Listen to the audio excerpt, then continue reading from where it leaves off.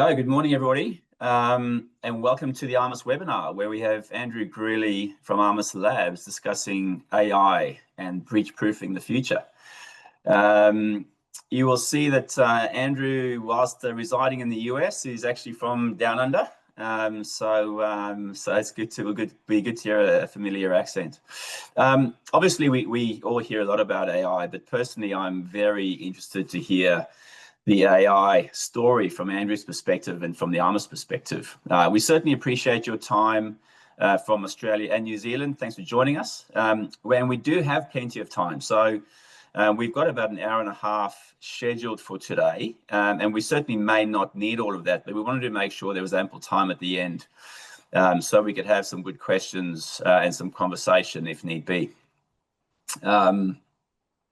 My name is Gavin Lawless. I'm the CEO of Chillisoft in Australia. And we started our relationship with Armis in May this year. And quite frankly, we couldn't be more pleased with the way things are going.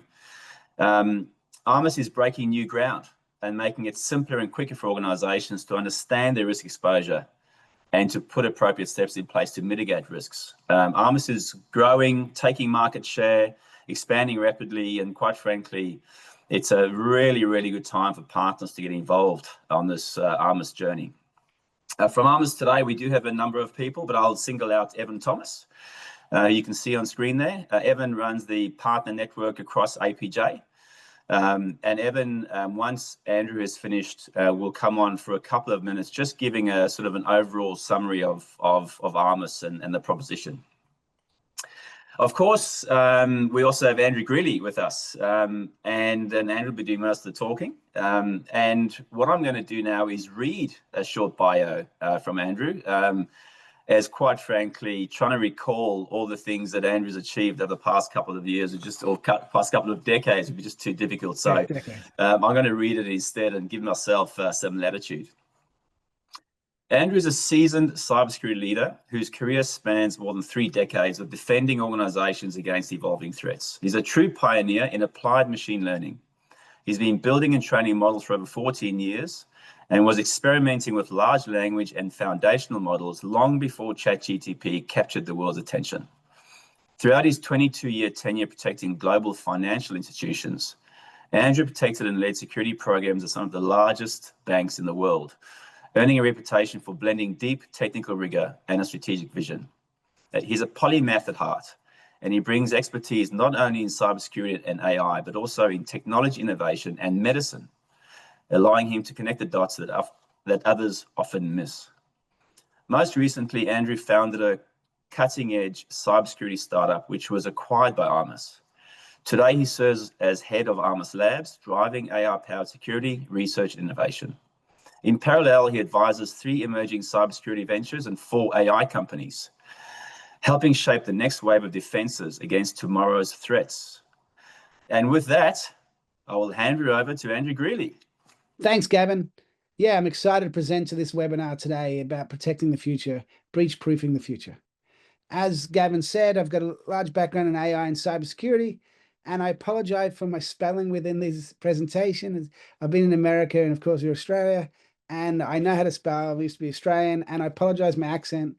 I did, 13 years in the UK and 10 years in the US. So, yeah, it's a bit all over the shop, but I'll try to be as Australian as possible. So without further ado, let's get into this presentation. So what do I mean by talking about future proofing? Okay, 1, 2, 3, 4, 5, 6, 7, 8, 9, 10. Stop. Thanks, Gavin. Yeah, I've had, 30 odd years in cybersecurity, 22 years with banking, a lot of years with AI, and 14 years of uplifting SOC. So I'm here to talk to you about AI threats and how breach proofing that future. So just a few words of warning here. My spelling is bad because it's American and you guys are Australian. So you'll go, oh, I can't know how to spell, but I do. And my accent's a little bit all over the shop. I spent, 13 years in the UK and 10 years in the US. So I apologize, but I'll try to be as cracky as Australian as I can. So here I go. And at Armis, I'm the AI guy. So yeah, I love AI. This is my bread and butter, and yeah, great to be here today. So what do we mean by future proofing, right? So That's an interesting thing. Like I'm not saying, hey, here's the silver bullet to fix future proofing. What we're talking about is giving an organization a great or even a fighting chance to be able to detect, prevent, or mitigate against a real threat. And I'm going to give you some concepts today, and then at the end, I'm going to relate it to Armis products. But those concepts can be applied to different technologies or different ways of doing things. What's the agenda look like today? So let's talk through it. AI, what do I mean by AI? Right, that term is coined everywhere. I'm going to cover some AI attacks. I'm going to talk about other attacks too, but in this one, I'm going to cover about 5 different attacks. And how do we defend against AI attacks, right? Not just now, but in the future. And leaving some time for Q&A. You know, I shrunk down this. This could go on for hours. You know, I've given a presentation of AI in cyber that's over 6 hours, right? And a MOOC and a university discussion. So yeah, but this one here was shrink it down to, 45 minutes to an hour. So what do I mean by AI? I'm really talking about large language models. So in this presentation, we're focused on generative AI, ChatGPT, which 700 million people use today, right? So everyone knows how to use it. Type in a query, and it generates the answer. DeepSeek, which when it came out, price performance and what it did for free, well, nearly for free at one stage. The big large language model, China. Claude used a lot for code, like Cursor. And then Copilot, which is used in all different technologies across Microsoft, from PowerPoint all the way to code, all the way to surfing the web. And then SLMs, I use a lot of SLMs in life today. There's small language models. So basically, a small language model is very small in the number of parameters. Instead of trillions of parameters, they're a very small number.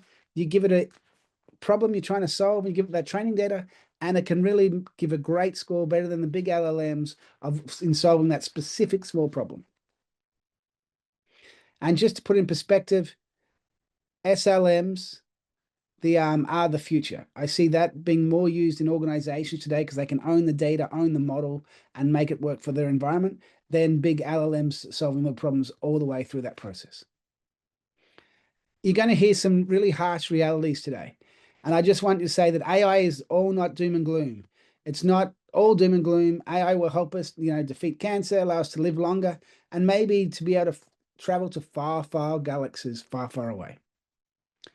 So my first point here is about the first country or company to get to AI. AGI will rule the world. And let me talk about that, right? So in the first thing, we've got the guy, the thinker. Now, if you're thinking through a hard problem today, right, your maximum thinking is in the order of 150 to 60, 140 to 160 words per minute. Now, that doesn't sound like a lot, but when you're thinking really hard, that's the best you can do. But if we get to AGI, which AGI is the artificial general intelligence, which is the AI, the LLM, being able to solve the problem just like a human. Now, the current LLMs, I don't think, are on the right path for LLMs, for AGI, but we'll get there in the end. They'll get there in the end. And if you think of them doing trillions of transactions per second, that's equal to the same minute is equal to 150 years of those trillions of instructions and tokens that it's working out and thinking about. So there's no way when we get to AGI that a human will be able to think better than AGI. And then if we take AGI and ASI, artificial general intelligence like a human, and artificial super intelligence like sci-fi that you see all the time. Now, how does it get created from AGI to ASI? The AGI creates it. No longer human intervention, no longer human building that to the ASI. Because what happens is the AGI builds the current version, and it builds the next one. And it can build the next one, and it builds the next one, and next one, until it gets to ASI. Because when we talk about the AGI, 150 years in a minute, there's no way a human can do that. So once you've got AGI, you'll be on your way to solving ASI. And during that process, a lot of cyber attacks.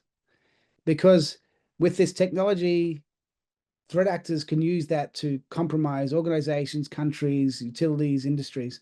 And also, companies are going to compromise these services like Claude, OpenAI, all those, because there's so much rich data and all the research they're doing. Different organizations in different countries want that research. So it's going to be a really hard world. So let me picture this in the future, what this hard world looks like. So let's take the AI attack progression. So we have today, and we have an arrow to somewhere in the future. And then somewhere along that line, we'll hit AGI. And then somewhere along that line, we'll hit SGI. So today, and we're talking about a few of these attacks today: spear phishing, automated vulnerability creation, slop squatting, automated recon, automated personalized attack malware. We're going to talk about some of those things today. So there are attacks with AI that can be done today. And AGI, right? Once you have that, 15, the trillions per second, the thinking, you could take industry and sectors offline in minutes. You could own the AGI, could own the media and increase large misinformation. And threat actors can remove digital trust from money in banks, and it could be that bad that we put money under our mattress or gold, right? So not the greatest thing if we can't protect it.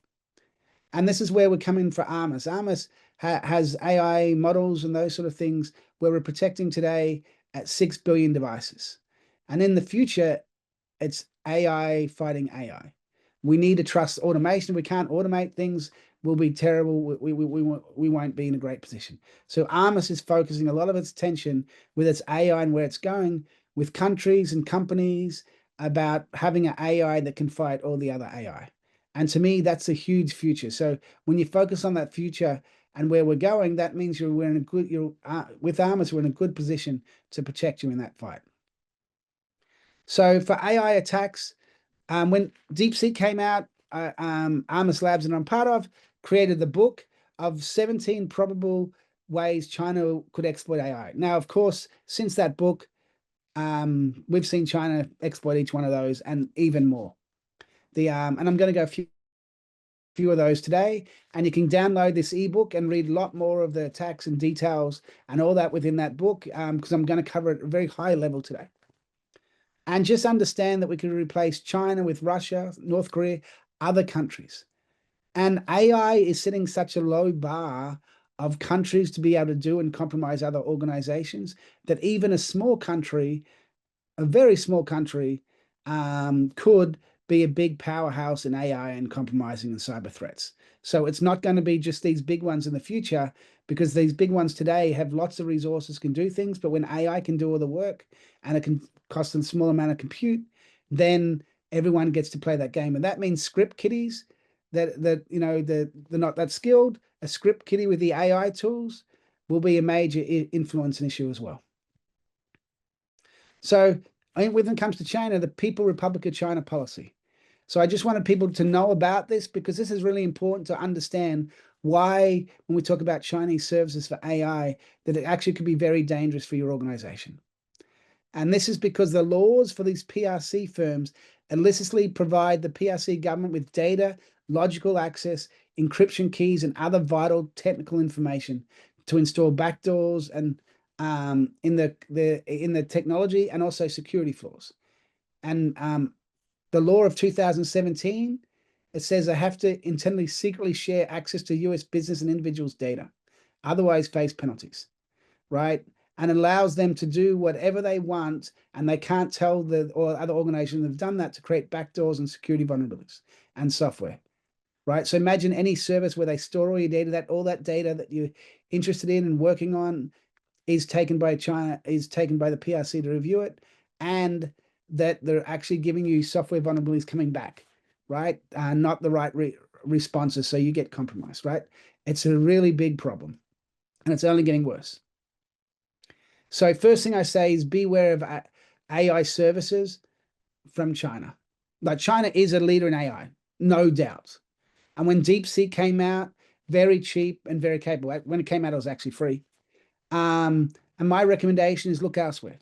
Look at other services that you can look at the logging, look how it's done, right? There's, AWS Bedrock, there's Claude, there's other companies out there, and numerous other companies out there that can use and don't store that data, Cerebrus and others that can do AI, and you don't have, they don't store logs, they don't do all this information so that you can keep running and doing your services securely. Now, there's some models out there that come from China that aren't too bad. It's an open source model. You can look at all the vectors, you can review the model, you can view all the data, and a lot of people using them in the SLM space, that small language model space. But understand, when China has these policies and they use them, it goes without saying that your logs for DeepSeek and other AI services are being reviewed. And it's worse than TikTok. Like TikTok is about, hey, dancing and some other information about the person. But this, when you're asking these like ChatGPT and others, you're asking either personal questions, work questions, problems you're trying to solve. And then if you find the answer, they've got the problems about you, the how to solve it, and who you are, and what's your biggest drivers in life, right? It's a huge amount of intelligence that's going to China. So my recommendation is to look elsewhere. So AI attack vectors, as I said, we had 17 in that book. I'm going through a number of them today. The first one is malicious code generation via AI tools. The fourth one is the second one, which we've got four there, is AI enhanced spear phishing and social engineering.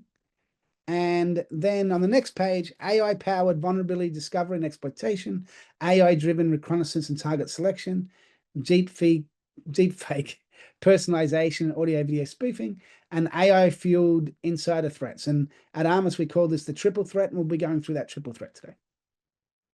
So let's talk about malicious code generation via AI tools. Now, we've all heard about how I use Cursor, use all these different technologies, and to vibe code, and we've seen lots of layoffs in the developer space. And we say, hey, in the future, there's a number of people there, like the CEO of Claude says, hey, 95% code will be done by AI, all those sort of things. But understand from all the university studies, from my own studies, that 54%, and it varies up and down. It's nearly it's in that range, about 45 to 54% of all the tools out there generate vulnerable code. So you vibe code this application, it's already got vulnerabilities added to it.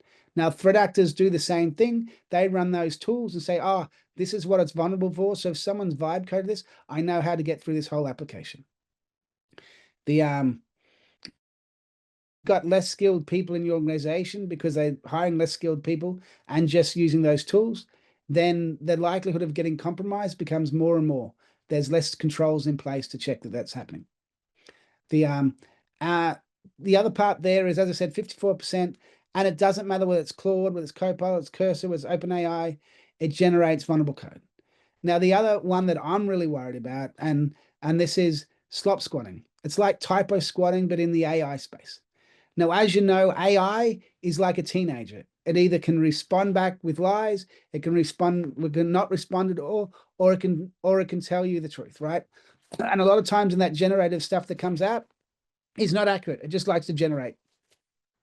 So in AI, you're doing an application, say, generate me this application. It says, oh, you got to install this package to make it work. Well, the threat actors have already checked what AI says for these packages, which don't exist. So a threat actor grabs the real package, just say for MongoDB, and calls it a different name, MongoDB server. Puts it up there in GitHub or other a repository, GitLab or so, and then they put a backdoor in that package. So if you think of your line of business, like I did 22 years in banks. In those lines of business, it's like 3,000 to 10,000 line of business applications. And these never really get compromised because they're only internal, only for a few people, maybe a few thousand, right? And not external access. They're running internal on premises. So they're really hard to compromise, like Stuxnet, really complex to compromise those different environments. But in this, a person vibe codes an internal application. And before you know it, if they do install packages and go through that process, they've now got a backdoor that's been created for a threat actor to compromise not just that application, what it does, maybe it's approving SWIFT transactions of hundreds of millions of dollars, but the other part there, they've got a foothold into your organization. And this happens every day. Just in put it perspective, I did a test over 4,000 of our customers, not all our customers, but just a small number, 4,000. And we found about 1% of was downloading compromised libraries. So put that in perspective, any number you multiply by a bigger number becomes a good size number. And we only did that over a week point, right? Just over 1 week, just to see how bad that looks like, right? So that doesn't mean that didn't happen thousands before that as well, right? So there's a number of ways to fix this, right? But if you have less skilled people doing development, they're not going to just say, I only go to this package library. I only check these packages are valid and exist. And also you've got the point where what we've seen is open source packages being compromised. Now, there's a couple of proposals on the page there to go and fix that, but that's another big issue as well, right? So before it was really hard to compromise internal applications, and all of these external applications using open source. And understand 95% of all applications out there use open source. So it's really critical that securing the supply chain is needed to secure your organization. And Armis is coming up with other technologies we're doing to help in the supply chain, but that's a point in time.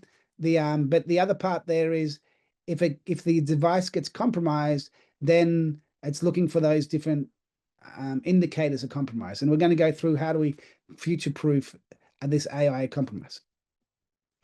So the other one there is AI-enhanced spear phishing and social engineering. Now, spear phishing is where you target the executive with phishing.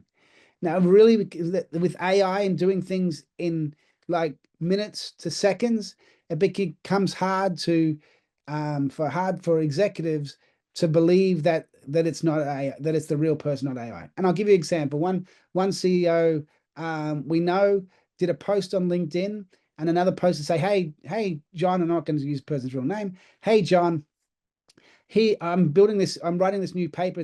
I'm going to send it to you about the same issue from an economic point of view, right? So the CEO goes, oh, great. It says, oh, great. I look forward to reading it.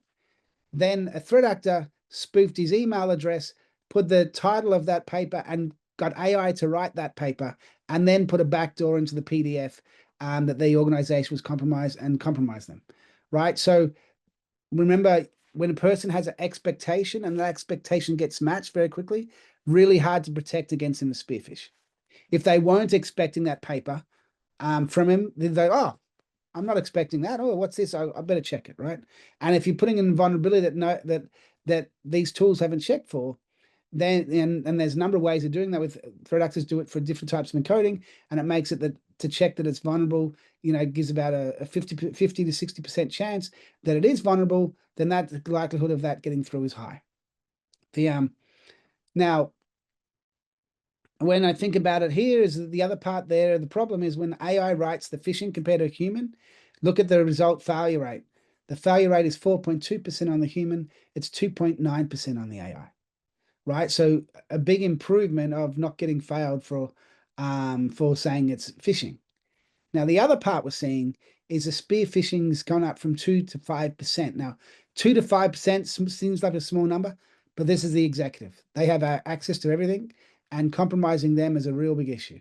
And then if you get AI to write that, it's 70% more effective.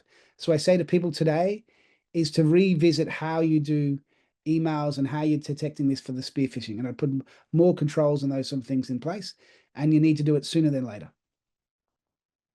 So deepfake impersonation and audio video spoofing. Now, a lot of people have seen Sora 2. This is really hard to determine what's real and what's fake. What's real and what's fake before was, you could see what the blinking rate. Now the AI is pretty good on the blinking rate. Will Smith is eating spaghetti better than he's ever done before. In the first 3 months of 2025, we saw $200 million was lost through this. And as I said, to really understand whether it's fake or real, especially in the stuff like virtual kidnapping, choose a safe word today for your work and your colleagues. So then they know that, oh, no, I'm not hearing that safe word. Oh, yep. Or for that, do it for the other way, for the transaction that has to happen. And don't get caught out with that $75 million, this $25 million approved that shouldn't have been approved by just checking out for a safe word. So I say to people today, for the friends and family and work, and also accountants, have some safe words. So then you're not in the lurch, right? Really important. And it's easy to have that before getting compromised. So prevention in this space is better than the cure. AI-driven reconnaissance and target selection, right? As I talked about, it's similar to the AI for LinkedIn, watching what the person's doing. So we all know Showdown, right? Showdown, you go say, hey, give me all the external facing SQL servers that are around the world, and you'll get that information. But AI is more important than this. AI For threat actors, it's reading the LinkedIn, it's reading every other connection. Oh, you're using this Indian company for your external outsourcing. I use a Filipino company for this. They know then all the areas of your organization and what that looks like from a attack landscape.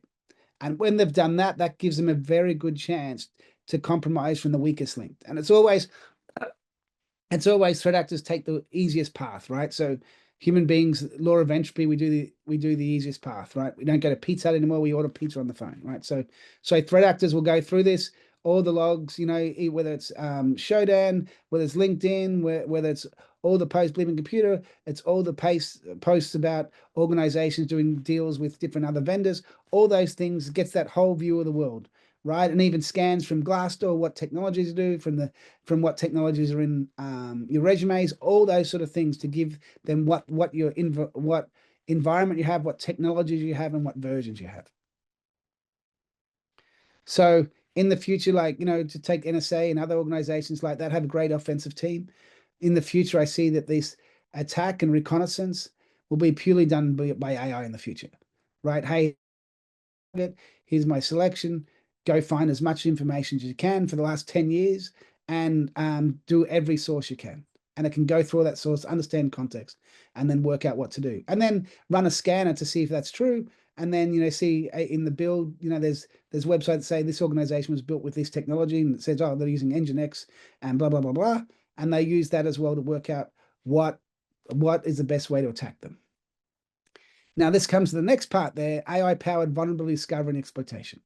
So if you've done the recon, if the threat actor's done the recon with AI, then they know what versions there are, then they can work out which CVEs to use and then automate that process to compromise. Now, the other part there is AI as an attacker and vulnerability exploitation. Like we're seeing at the moment, Expo on AI has reached #1 on HackerOne, right? So AI tool. The other part, there's a new CVE gets released, just saying some open source. And as I said, like 95% of all code out there has open source. And for 10 to 15 minutes for about $1 in compute, they can determine where in the code that vulnerability is and determine what sort of exploit is that. So that's gone from, hey, I don't know anything. Is this organization using this network edge device? We're seeing a lot of network edge device compromise lately. Routers, VPNs, load balancers, all those sort of things. So they get that, they go through, they work out how to create that vulnerability. Then for that just $1 of compute, they now have a possibility of attack. So we're going to see that significantly shortens the window for patching, preventing, or mitigating against vulnerabilities. So we need to get ahead of that. We need to get something earlier than that so we have a fighting chance to protect. So you add this part with the recon part, and you find yourself very powerful threat actors. And threat actors that can also be at the level of script kiddies with these tools. So, and this is real. As I said, we see this every day. And we've been doing techniques for early warning for years. Like when we get a CVE, my company was acquired by Armis, CTCI, Cyber Threat Cognitive Intelligence. And we have a product called Early Warning, what threat actors are exploiting and about to weaponize. And we do that. We reverse engineer what the attack is to see what that looks like from a TTP point of view and what threat actors need, the level of sophistication and exploit likelihood, right? So, yeah. So we've been doing that for quite a while. We built our own LLM models and foundation models to do this sort of stuff. But this goes with AI recon. With this AI recon, as I said, and with this technology, we're in a world of hurt. Now, AI fueled insiders, right? So this is, analyze people, emails, all that sort of stuff about people could be recruited to threat actors or coercion. And, we see that in banks with mulers. They do a whole psychological review that, are you going to, if I mule you the money 10 grand, are you just going to keep the 1 grand or going to keep the 10 grand, right? Right. All that sort of stuff. But now AI can do that really well. And it comes in the next one there that we've seen. And Armis published some papers that last year, which is about the triple threat. So the triple threat is the first you do ransomware. The threat actor does ransomware. And, nowadays some people pay and some people don't pay. But then they do exfiltration. And then that has PII data, right? That has GDPR, right? So in the healthcare, that could be $1 billion fine, which is a lot more than the ransomware. But they don't just take customer data.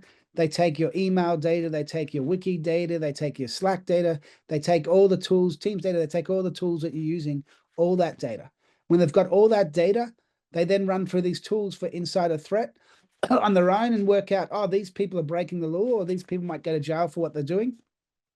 And then they use that person to extort. So extort money, extort access, right? Everything you could understand. And that means the insider threat that was like the person that, that was doing some wrong things, right, in the organization. And we have most organizations now have an inside threat program. It wasn't that hard to find the bad people.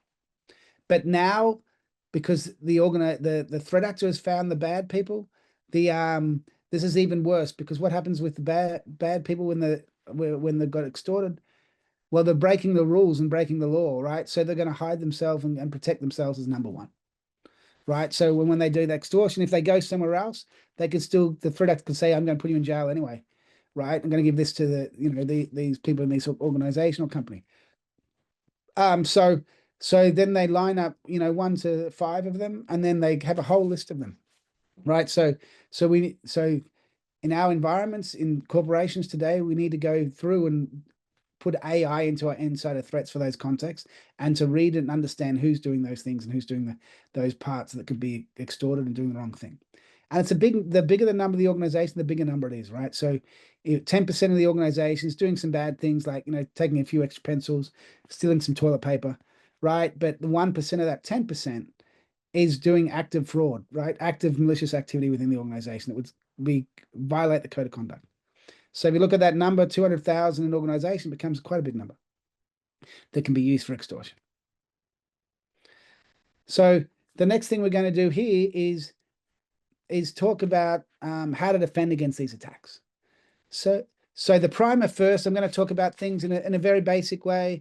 Well, pillars of principles, different principles, and it's vendor agnostic, right? So I'm not talking about Armis here. I'm just talking about, hey, you need to do these things. Then I'm going to match it up to Armis so people can say, then it can crystallize your thoughts. But once again, you can use different vendors. You can do different ways of doing this from a different technology point of view, right?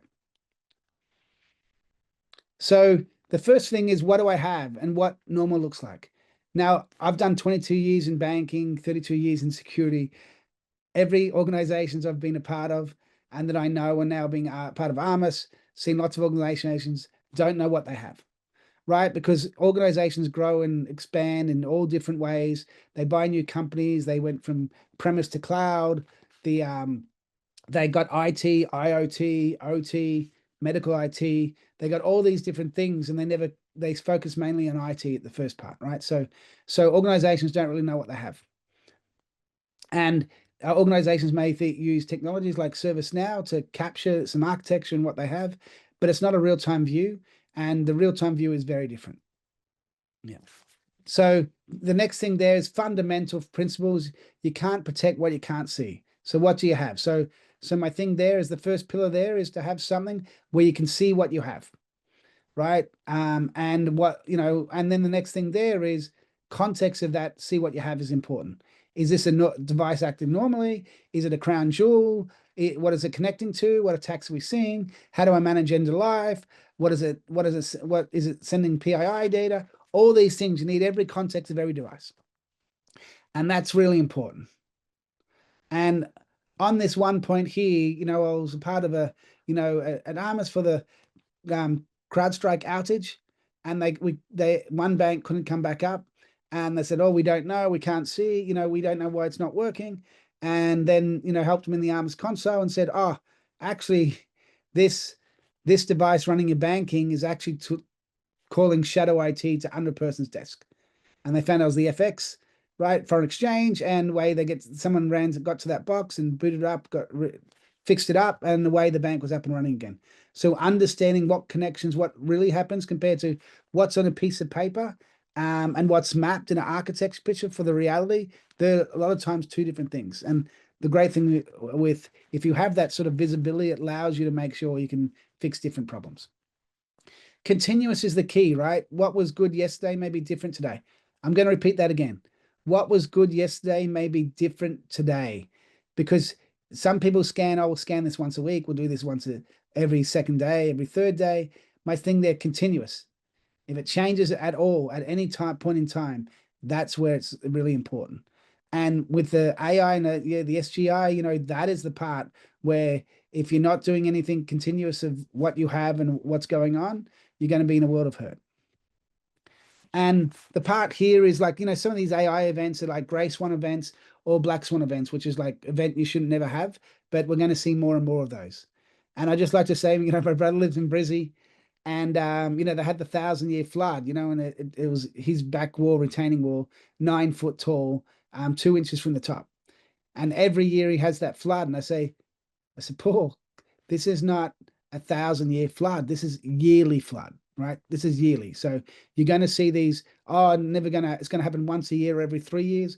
We're going to see that happen, over time, more and more, nearly every day, right? And that's the scary part about it, right? So we really need to look at what we're doing to protect, detect, and mitigate, prevent these sort of attacks. So what are threat actors doing, right? That's the other part there of the puzzle. So the first part there is know what you have, right? The next part there is know what threat actors are targeting.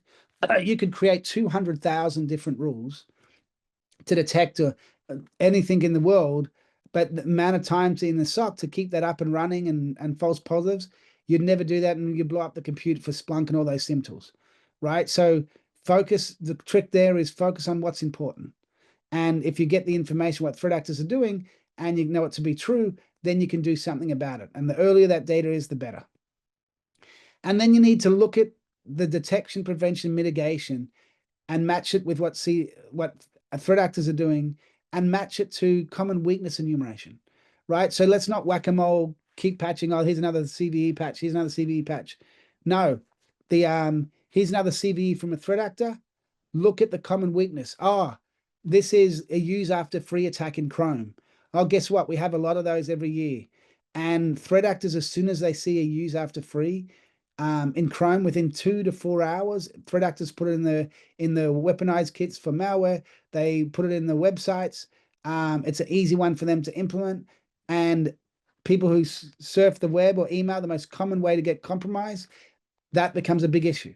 So depending on your EDR tool, some EDR tools have Chrome in their own, they can have it in their own memory space, and some can't. So it's really important. But my thing there is the prevention there is, as soon as that vulnerability comes out, auto patch Chrome. You can do that remotely today, auto patch the whole of Chrome for that vulnerability, because that's already being used by threat actors by the time you patch it. The other part there, if you have an EDR that supports that memory space and protects against that, good. And vice versa. A kernel heap attack. Some EDRs blow up for that, some protect the threat, right? So you need to look at what is the common ways threat actors are doing it from these CVEs or CWEs, the more from a CWE point, and look what controls and effectiveness you need to put into there to make sure that you can be safe now, not just now, in the future. The same thing goes for like ESX servers, right? ESX, about 8 to 12% of ESX servers can be compromised by console, right? Simple console URLs that have like run this command. Hey, instead of getting hit by those, put a WAF in front, say auto learn URLs, only allow them, and guess what? You've now stopped that type of attack from now and into the future. So focus on the CWEs, because if you focus on that, you solve the root instead of just another CVE. And SOC operations, AI automation is key. SOAR was going to change the world when it originally came out. It's going to, this is the best thing in the world. And I really like SOAR when it came out. Finally, automation. It didn't deliver what we wanted. But with AI and other technologies integrating, and with the context and the CTs, what the current threats are, what are we seeing, what are threat actors, and taking all those into account and using AI, I think we've got a really good chance to help protect ourselves and defend ourselves. So the other part there is, at the end of the day, security is about managing risk. So but today risk is so big, right? It used to be so small. In the old days, in the VM space, you manage vulnerabilities. Now it's supply chain attacks, software assurance, misconfiguration, cloud. Like, the amount of input tools, integrations is huge today, right? So for me, the being able to manage that whole risk is really important, and to work out what determine, and from a prioritization point of view, to work out what's the most important thing. The other part there is you know, I worked in large organizations, and a lot of organizations like to sweat the asset. They build it once and want to keep it running 3 or 4 years. Well, after 3 or 4 years, the people aren't there. Who can fix it? Who can know about it? What can we do? Right? What risk does it contain? And then determine the best value for remediation. What's the right way to fix this? Is this to put a mitigation, a prevention, or is it just to patch? Right? And which patch should I put in with the other patches? If I'm going to do that work, can I do it once and do accumulation of patches because it's the same thing, or not? And allow long-running remediations, right? And automatically update for remediations if new things come in there. Like you had a log4shell attack, and straight away that we found another library, another tool that you have with log4shell. It adds it to that campaign. You don't have to scan it each time, so you can manage it. And organizations, the bigger the organizations, the more different the organization is for patching. Hey, it might be for your retail or your point of sale. You know, you do it once every 3 months. For the back office, maybe every month, right? Different areas, but you need to have a support long running to know where you are at all time and what you need to push or move to make sure those different things happen. So here I'm taking an example of how we think about that future proofing, right? From detection to mitigation example. So here a black swan event comes out, right? Something that shouldn't happen, whether it's a network edge compromise, you know, right? For example, is it detected that someone's doing a vulnerability scan, like an Nmap scan from the actual Cisco router, right? That instead of uses VxWorks, it uses embedded Linux, right? So, or it's a slop squatting, or it's a spear phishing, any of those different things that you've detected from CTEM. So today usually goes to the SIEM, whether it be Splunk, whether it be Palo Alto, whichever Azure Sentinel, whichever SIEM you have. And then usually what happens is from the SIEM, you go to a SOAR, and there's a runbook associated to it. Well, that's all good today, but let's look at the problem in the future. You need an AI determination to understand context, impact, controls, all those things together, because instead of it having just a static runbook, it needs to be a runbook that's dynamic. For example, is the AI will determine this mitigation. In this case, this was a really bad black swan event, and they need to keep the bank running. So they're only allowing special traffic that's been matched, that only allows payment transactions. All the other network, all the other ports are not working because they need to for that compromise, they need to do that. To do that normally in a SOAR, it wouldn't have the understanding and intelligence to go and do that. So the AI determination would create the playbook, because SOAR is usually made to be able to talk to the devices and say, hey, for that firewall, block each of these ports, and on the IPS only allow these transactions that match this condition, right? So that for that black swan event that should never happen, the AI goes and works out what to do, and away you're going. You're still up and running, but you are compromised. But the difference is you haven't stopped your whole business.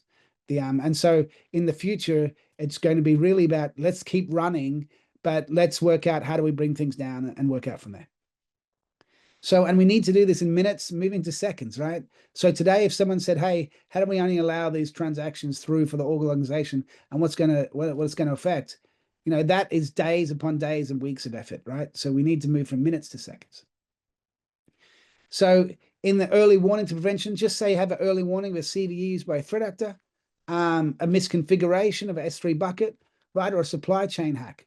So you've got that early warning, you need to do threat analysis, and then go back to AI determination.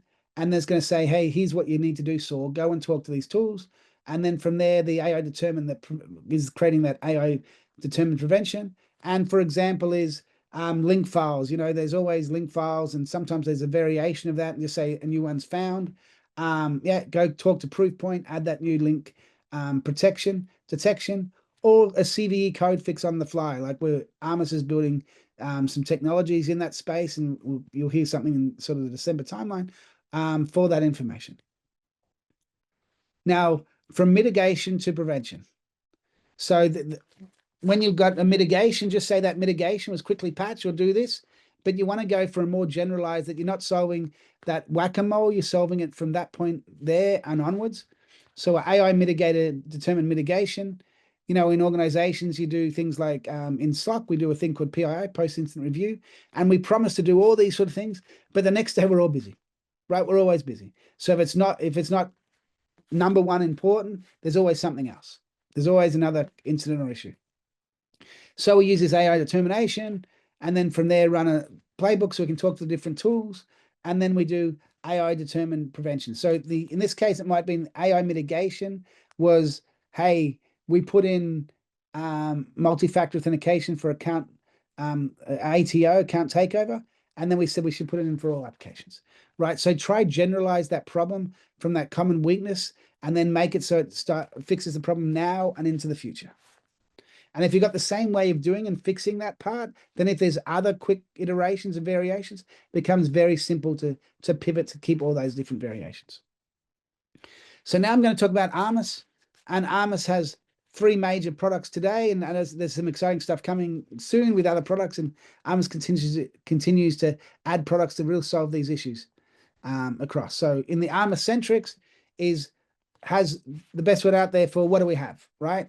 And continuously monitoring the environment, continuously finding things wrong, continuously working to make it best for you, right? And you can create all these different policies and alertings. We have a thing called bear traps, which is similar to like tripwire, like something that shouldn't happen. The same as like we talked to the black swan and gray swan events. You can do it for known knowns today. You can write policies for known knowns, but when in this whole presentation, it's talking about future-proofing the future. So to me, it's about capturing unknowns, things that should never happen that may or may not happen in the future. So being able to create something that can detect an unknown attack, that is key. And there's lots of devices out there that don't have EDRs, you know, IT, IoT, right? We see MRI machines run Windows XP. They can't be upgraded, right? All those different things there. And they can't put EDRs on there. And there's EDRs being compromised with EDR kill switch. Well, with Armis, we have it on a span point and integrations. So that way you can see, hey, this is not talking about back to its EDR console. This has been an issue, or it's now acting differently than we've ever seen it. Armis early warning. My company CTCI, Cyber Threat Cognitive Intelligence, was acquired for this technology. We've been running for 4.5 years. Awesome to be part of Armis. Armis is on the there's a hockey stick on the way. It's changing the world. What we know is early is what vulnerabilities the threat actors exploiting the wild or weaponize. It's a left of boom approach, which means we're not waiting till after it's happened. We're giving it to you before it happens. So that way, there every Friday, when I was on incidents all the times on Fridays, on holidays and weekends, we have a way to mitigate or prevent that threat early, and that allows us not to be in those incidents. And the other tool we're adding is those TTPs that we see the threat actors doing into this tool that you can push to your SOC, your SOAR, and other security tools. And the last one, not least, it's really important. VIPR is about managing the whole organizational risk, being able to take action. Like early warning is great, like knowing is half the battle, but then doing something about it, right? So that's where we see VIPR. And we've got exciting things happening there in the supply chain, software assurance, and threat analysis. But yeah, this is what the Armis solution is. I'm going to show you a couple of screenshots, and then we'll get Evan to come back and talk, and Gavin, and then we'll go to Q&A. So Armis Centrics, when I talked about that SGI, you know, we're managing today like 6 billion assets, right? So not many organizations manage that many assets today. And we see, manage, and protect. So the whole AI engines we have, it's doing that today. And we're only building upon that, building more and more to be at that SGI place of AI fighting AI to protection, right? And going from, you know, from what you'd spend hours or days to work out to do stuff in seconds, right? So that's really key for us. Like that whole future of protecting organizations and corporations and critical infrastructure in the world is really important for us, and that's what we want. That's what we do every day. That's one of the reasons I joined Armis, because I was seeing hospitals compromised, and with early warning, we said we'll give the hospitals this so they can protect themselves against being compromised. And Armis is all about protecting the future, right? So really important for us, and yeah, we can go into more detail, but yeah, understand that scale and size is easy for us. In the devices, like you know, in 6 billion devices, I think there's 2 million plus different variants, right? We do IoT, medical IoT, OT. So computers, manufacturing equipment, imaging, all that sort of stuff there, right? But this is once again, knowing what you have and knowing what you need to protect. And then I made this simple one from a demo environment showing that, hey, it's going a C2 channel for a ransomware, right? But we have affected devices, matching activities, alerts, all this sort of stuff, all the information about the device and context. And when I talked about Gray Swan events and that stuff, that you can create your own custom policy, write it however you want to do, right, for known knowns or unknowns, right? And as I said, I'm talking more today about unknowns. So some stuff there that's gone corporate to guest that we should never get the guest network to actually go talk to there, right? So that's something's broken, whether it's PV lands on a switch or so. That would be a gray alert event, right? Something like your Cisco router or other network device going straight to a Chinese domain, right? You can add all these different things in there, and these are the ones, these bear traps, as we call them, or these gray swan or black swan events. They're the ones you say, oh, if that really happens, we need to do something about that because that should never happen. But easy to create and easy to do. The library's like thousands of different policies, but as I said, you can create however you want to do. And we were the first ones, we published this a while ago, the first ones to find an Otis elevator compromised. So the Otis elevator was on the server was put across two VLANs because they made that the corporate build had the network between two devices. So on the IT it got compromised, which compromised the OT device. And what we saw was a C2 command and control channel inside AirPlay, Apple AirPlay protocol. So we found this in two different ways. We found from a bear trap to say we should never see traffic coming out of that's going to the proxy, right? Going outside the organization. And the other one there detecting stuff going to domains that are normally respected. So we had that from China, and protocols that are not normally seen. So we had three in that one there to detect this. And Otis elevators, we love an Otis elevator, but just understand, like I lived in London one stage, and that this was not a cyber hack, but from an elevator. I'm a type A personality. I'm always late for my meetings because you're running from one floor to another floor in an organization. And we had one time where the elevator opened and the elevator wasn't there. There's a 24 flights high, right? So my simple advice in this is, if you come to an elevator, just take a couple of seconds to see if the elevator's there, and that may save your life. Now, early warning, we've been doing this for 4.5 years now.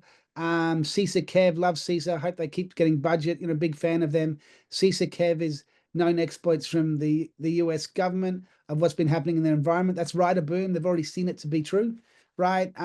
So for every 50% of all their entries, and it changes every month of what that number is, but we're about 3 months entry for them. And we've got about 3,000 entries that no one's really seeing today. And we also use the 6 billion devices to look at other threats coming in for other CVEs, compromising those different assets. But this is a left of boom approach. Like, we want to be prevention, right? That's the key. And this left of boom approach, and that, as I said, take those CWEs, the common weakness approach, is what's going to protect you in the future for different other attacks. So if you know this, like with our data, it's like, if you know this to be true, which is, we spend a lot of time doing this for early warning, then you can do something about it. But if you don't know threat actors are doing this, then your ability to protect and defend becomes very low, right? And this is used by a lot of organizations for the vulnerability prioritization, because it's evidence-based. And understand that threat actors don't care about CVS scores. They focus on what threat actors are doing on, they just care about what threat actors are doing, right? What they can do and how they can get action objectives.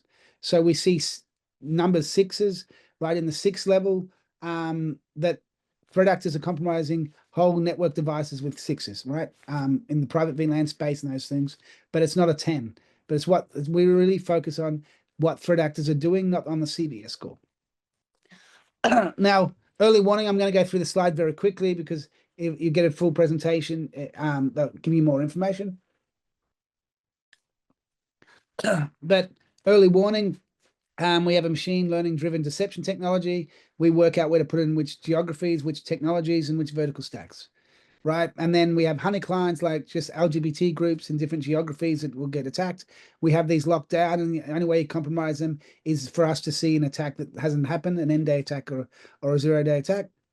In the middle is where that's about 20% of seeing what's happening there in the wild and what's getting affected and exploited. Here we're in the operational security of threat actors.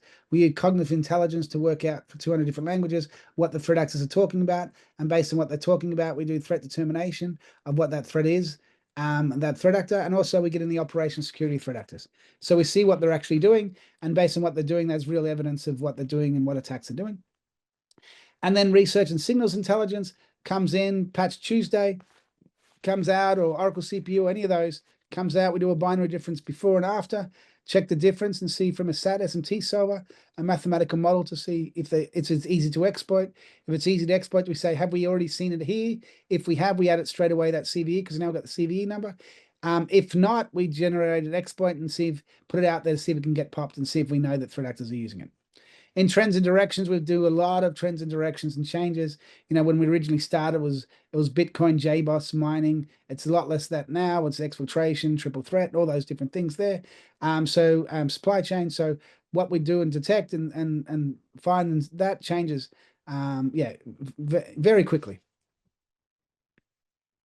Armis VIPR, as I said, managing all your threats in one place. Like here, you can see Sneak. You can send Wiz, Armis, of course. You can send all different tools, Qualys, all the different tools, ingested, normalized, deduped, context enriched, reprioritized, grouping, and then owner assignment. And you can use Jira or ServiceNow or other tools, and they can stay in those tools. So if a developer loves Jira, let them stay in that tool, reduce friction. ServiceNow, we have an excellent view of the world. As I said, from a CNDB point of view, so for that CNDB, put that generate. I say, friends, don't buy ServiceNow without Armis, because that CNDB can keep it up to date. But here we can do a two-way communication with ServiceNow for those parts as well. From a VIPR dashboard, you can see what the critical findings are, your high findings, your low findings, your discoveries, your packages, the most critical findings. You can work out what exceptions for all the organization, right? And and that's where we are. So I really love, I'm part of Armis, and it's awesome to talk to you today. So Armis, we would love to help protect against your future breaches. And thank you. And I'm going to pass on to Gavin and Evan, to talk a little bit about Armis, a little bit about going forward. But yeah, and then we're going to do a Q&A. So thank you for your time. I look forward to talking through the Q&A and have some interesting discussion.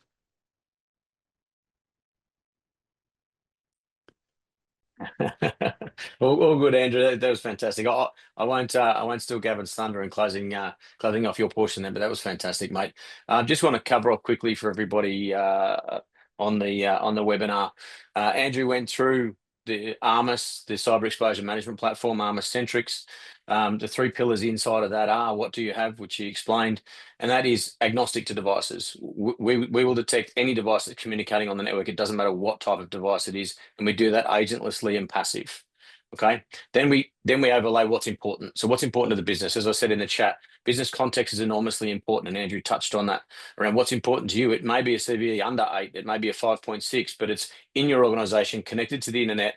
It's a crown jewel, and we have seen that it's being weaponized in the world. So you need to fix that first. And then how do you fix it? Not just you have a problem, but we give you the fixes to that. We create automations and workflows and a whole bunch of things along that to allow you to do the things that you need to do to ensure that you're getting yourself patched or fixed or micro-segmented, or getting things away from where they can be attacked. Simple things like that. Think about Armis as the orchestration layer, not the enforcement layer. We integrate into the enforcement layers through a few hundred different integrations. So we tell the enforcement layers what they need to do, what they've missed, what they should do, things like that. So think about us as your IT team in a box. And the only question I have for anyone on this call or anyone in any normal situation is, how are you staying ahead of the latest threats, right? What are you doing with your attack surface growing exponentially? And you've got alerts backing up. What are you doing with that? Is it time? Does it make sense for you to start talking to someone like Armis with our partners in Chillisoft and get us to talk about your organization and get an idea of what it is that we need, what we can do to help you? That's all I wanted to say about Armis from my part. I'll throw over to Gav.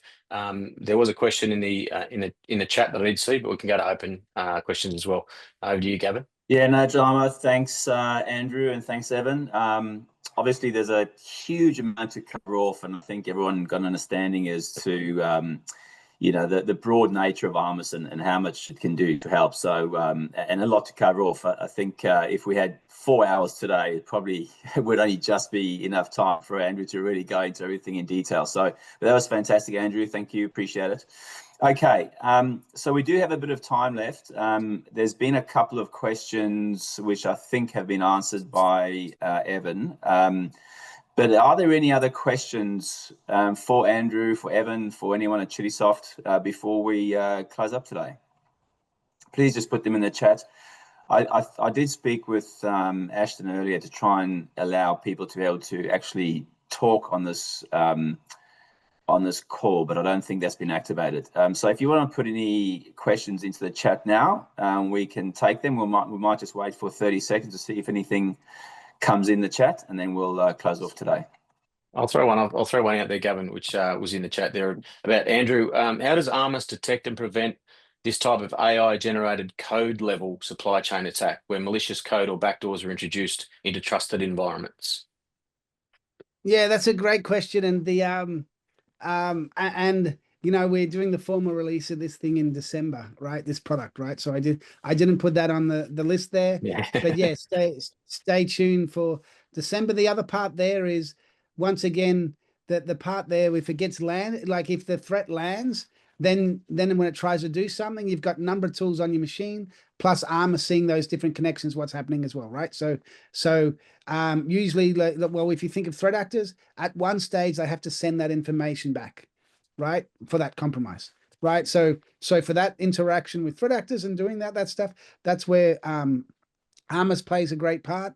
And it's like, it's not acting normal, it's doing things that it's not normally doing, right? So that part is key. But we're also looking from the supply chain and from that whole adding new code, like someone puts some supply chain code and it's compromised, it's got malware in there. Yeah, you'll see, I think in December, you'll see some interesting announcements from Armis on that. The code name internally, we have this, it's a big animal, but I don't know what it's going to be called when it comes out. But yeah, I'm the AI guy on that product and we're doing it in a very different way, in which we're doing it instead of statically understanding with pattern matching, we are doing it all with AI. So our detection ability is about 95 to 98%.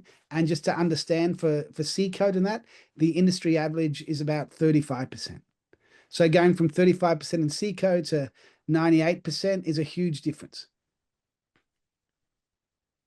Thanks, Andrew. Can you read that last question there, or would you like me to read it out for you? You read it out. Oh, yeah, one of us. You can read it out, Gav. I'll read it out. Andrew, any thoughts on how AI will help with the recommendation from the ASD to adopt post-quantum cryptography to safeguard digital infrastructure? Yeah. So, post-quantum cryptography, right, is huge, right? And understand today that if you use something like, just say AWS, the secrets manager uses post-quantum cryptography, PQC, right? So look at and Armis for secrets and that stuff, we use PQC, right? Post-quantum cryptography libraries, right? But the thing today is, watch the really important part of this post-quantum cryptography is some threat actors are copying data for a long time. So the longer that you take to go to post-quantum cryptography, the longer they've got that data. So when quantum computers solve that, they've got all your data, right? So my things there is move as quick as possible to the improved post-quantum cryptography, right? So then you know that your connections that you're using and all that sort of stuff and all the data that you're encrypting can't be replayed and understood, right? So yeah, and how AI is going to help there. Well, there's a number of ways, but the first thing there, it's like the SSL days, TLC, right? It's those days where you update your libraries of what you do on the SSL for encryption and in transit and on disk, right? So that's the big part today, where I think that those things there, look at all the organization, look at all what you have to upgrade and do, and look at what your biggest important resources. So for me, if I had AI today, I'd get, well, if I used AI in your organization today, I would see which is the most important data you have that needs that post quantum, which is the connections and that sort of stuff that have that. Like Arms can say, hey, we're sending unencrypted data here or doing that. Look at all those points that you have in the organization with AI and do a risk analysis saying, hey, here's my order, and put that into VIPR campaign. Here's my order in which I have to update for post-quantum cryptography. Dean, does that help you or not? Or is the question in a slightly different way? Yes, was the answer. Yeah. Another question's come in. Can Armis detect dormant backdoors? Is it a future feature, or can we do that now? Yeah, so dormant means it's not going, it's not talking anything. You got me? Yeah. So we're agentless, we don't reside on the device. And that's important for us. If it can be decided from a metric point of view, from one of the metrics from the integration, we have some things where we can do this smart query and check and do stuff. But there for us, it's we leave that to the other tools out there, like your EDRs, your AV, those parts. It's when they wake up, that's when it's important to us. Now, the more dormant something is and the more erratic it is, the more we detect it. You got me? Right. So if this communication is sending it to this part all the time, day and night, same sort of bytes, that sort of stuff, and you're sending this one to something you've never sent before, that we get anomaly. So when it wakes up, that's where we get it. But yeah, the dormant part, we are agentless, and we do that on purpose because we don't want to interfere with the device where possible. Makes sense. Thanks, Andrew. Who else? Nothing else? So we might wait for another 50. I want to ask a question. Which threat did people find the worst threat? Right, out of all those threats. Let's wait for some answers to come back to that one in the chat. Right, and the other question I want to ask is, how long do people think AGI will happen? Right, so there's two questions, you know. And just to let you know as well, in our presentation, we have the other ones. So we send that out one time, and we'll have the other threats in the appendix as well. Okay, let's see if we get some answers coming back, Andrew. Yeah. It's like being asked a question in class, right? You can type it, guys. You're not on camera, so you can just type your answer. And my thing there is, if we store that we capture that person, what they say, because if they get it right, we're going to send them some swag. You know, when AGI comes out, if they get it right. So hopefully after I retire, that is a perfect answer. That is a perfect answer. Let's wait and see if there's anyone else. Well, Andrew, a question for you, Andrew. Just what's your? I have a favorite hack story about a casino in the US. But do you have a favorite hack story, like about being clever or something really different, or you know, it was something that you hadn't seen in your time, and you went, "Wow, whoever thought of that was pretty clever." Do you have a favorite hack story? Well, the one that I hadn't seen, you know, I've seen a lot of, you know, hacks in my days and in investigations, but that Otis elevator was my first time seeing, and for Otis was our first time seeing that, and anyone else seeing that. So, so that when that happens, that other stuff becomes real. You got me? Yeah. Gotcha. That I'd agree with that malicious code. Yeah. That's the slop squatting with the malicious code and together. I think, you know, that's just a nightmare, because you know, every organization saying, hey, put in Claude, put in Cursor, put in all these different tools, and it's getting bad packages, right? And threat actors are using that and doing that, and they're copying it. So it just has a wrapper for it actually runs just like the real thing with a backdoor in it, right? And as you know, like, just to understand a backdoor, it can just be like in code today, it can be less than one line. Like, it can be that it supports a special endpoint now called eval. So then the threat actor just sends the eval what they want it to do, the back end. So it doesn't have to be a large amount of code. It just can be add endpoint, and the endpoint just calls eval, right? And they can hide that in a comment, make it over 80 characters. They can do all that sort of stuff, right? So it makes it easy, harder to see. but yeah, that whole embedding there, and they could add that endpoint on the fly, so it's not in the code, right? Those sort of things there. That's the stuff that, you know, because we've seen this Armis, hey, let's do something about that, right? So, and that's really important. If we can't trust our supply chain, then we're in a world of hurt. Yeah, James, right, Andrew. give you that. Sorry, mate. Thanks for that. I think that's let's wrap that up today. That was awesome.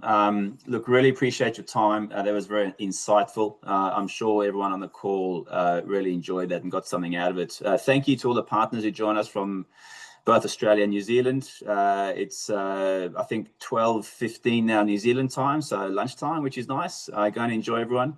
Again, as I said earlier, if there is anything else you'd like to know about Armis, please reach out to anyone here at Chillisoft. Obviously, Evan as well, if you would like. We're here to help you. Obviously, very keen to partner with you, and I think there's a great opportunity. As I said earlier, Armis is growing significantly, taking market share, really causing waves, and it would be great to get more partners on board. So please reach out, and again, thank you very much for your attendance. Thank you. Thanks, See you, Andrew. everybody. Cheers.